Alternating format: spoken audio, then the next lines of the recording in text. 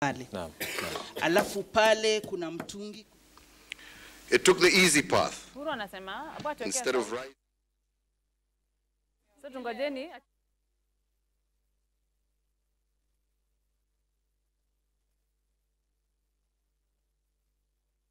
As you already might know, I returned it to Parliament with a number of modifications designed to cure these shortcomings.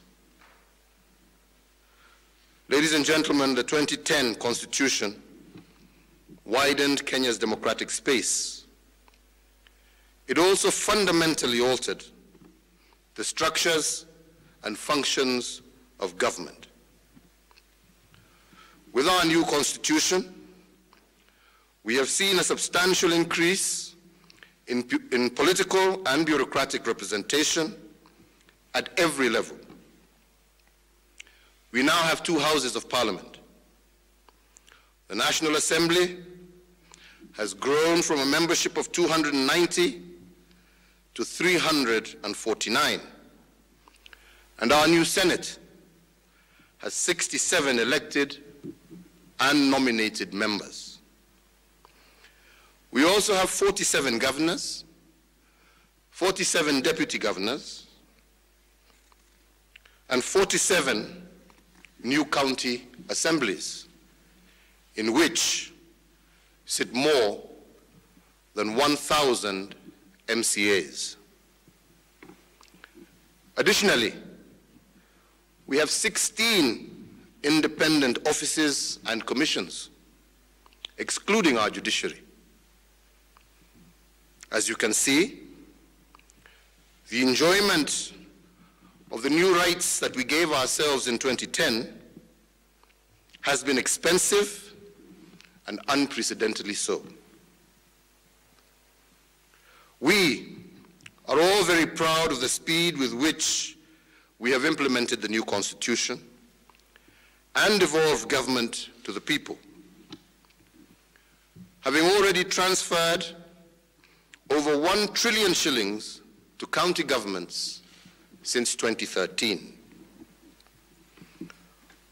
We have, as a result, seen major improvements in service delivery and also improvements in the lives of Kenyans. And that is why we will continue to protect and entrench devolution and our new constitutional order, notwithstanding the cost. In addition to supporting devolution, your taxes have also been used for a very aggressive and successful development agenda. Today, millions of Kenyans travel on new roads built by this administration, and other roads are still under construction. Millions of homes have been connected to electricity, and our mothers now have access to safer and cheaper maternal care. In addition to free primary education, parents today can now send their children to day secondary public schools for free, and textbooks are available for our children. Our investment in infrastructure is at its highest since independence. I wish just to remind Kenyans that the MOU between Kenya and the United States of America for direct flights was signed in 2008. And it is only now, after consistent investment in the Uhuru Kenyatta International Airport under my administration, that the first direct flight to America has become a reality.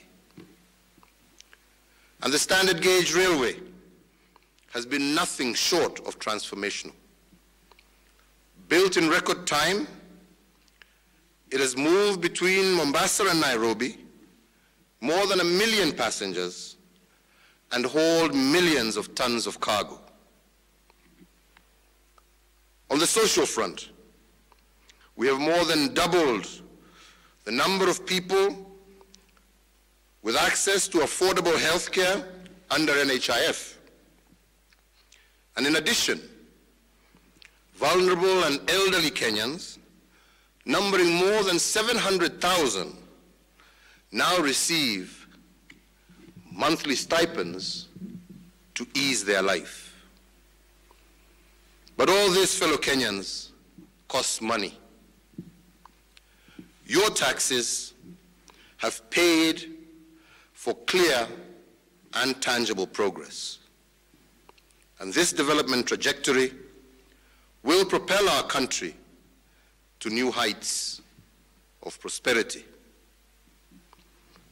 Funding devolution to the tune of over 1 trillion shillings since 2013 was a bold decision.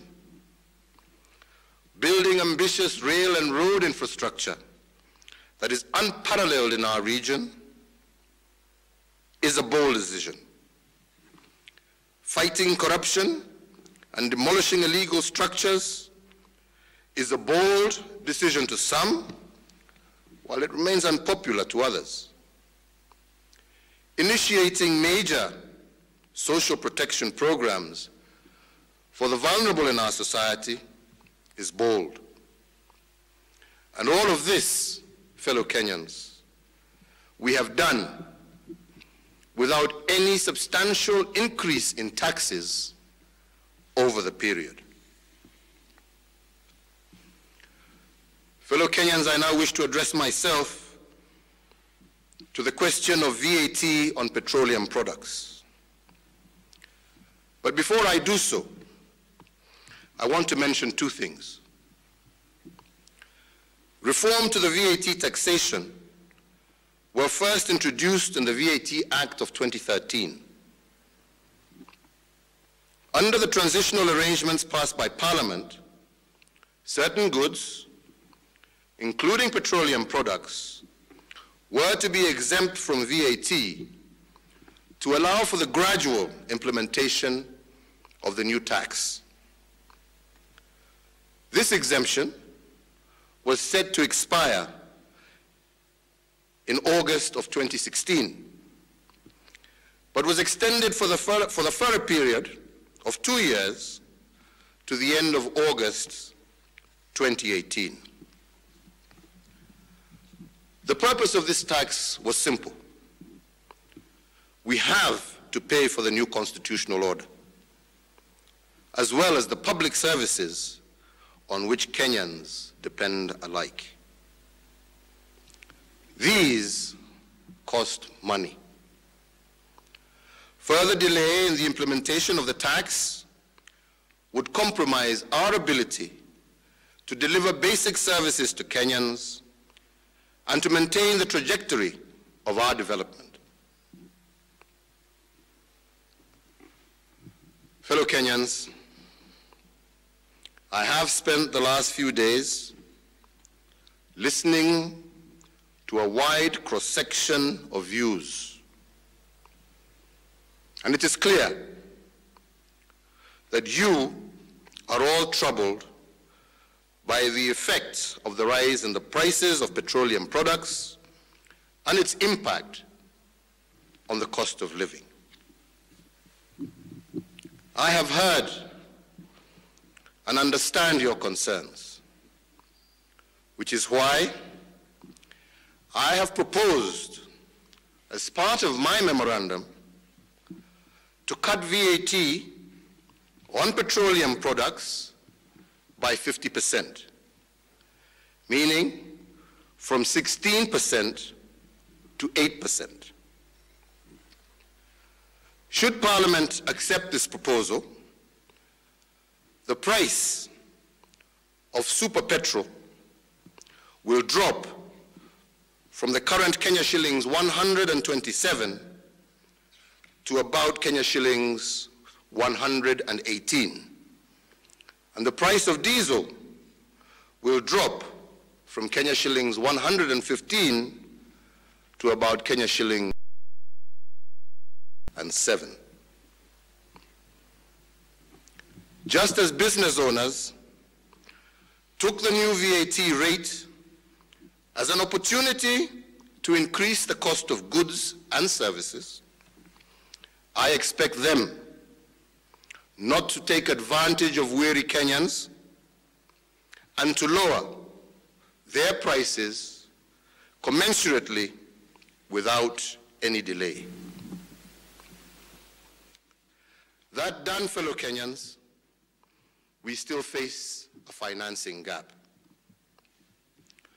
This measure alone will not suffice to balance our budget as required by law.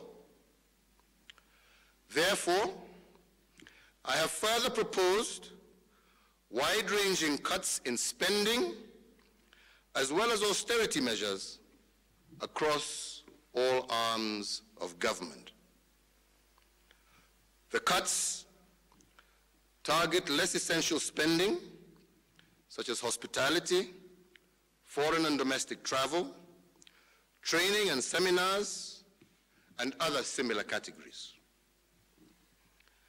These budget cuts ask all of us in government that we tighten our belts. It also ensures that the sacrifices made by tax-compliant Kenyans are matched by discipline from all of us in the public service. I want to assure Kenyans that their taxes will be used well. And that is why in my memorandum, I have also proposed to increase the resources available to the institutions entrusted to fight corruption. Specifically, I have increased funding to the judiciary to speed up the completion of cases concerning corruption and economic crimes. Further, I have increased allocation to the Office of the Director of Public Prosecution, as well as the other investigative agencies. I expect these bodies to work closely together to help us restore our faith in public institutions. Fellow Kenyans, as President, it is my first responsibility to put Kenyans first. Those living today and your children who will inherit this country tomorrow. And this means that I must make a delicate balance between short-term pain and long-term gain. Fellow Kenyans, we have a country to transform, and we must make bold decisions to achieve our vision. I ask all Kenyans to join me and for all of us to join hands and work together for us to achieve this common vision of a free, just, democratic, socially inclusive, and a society with shared prosperity for all. I thank you, and may God bless Kenya.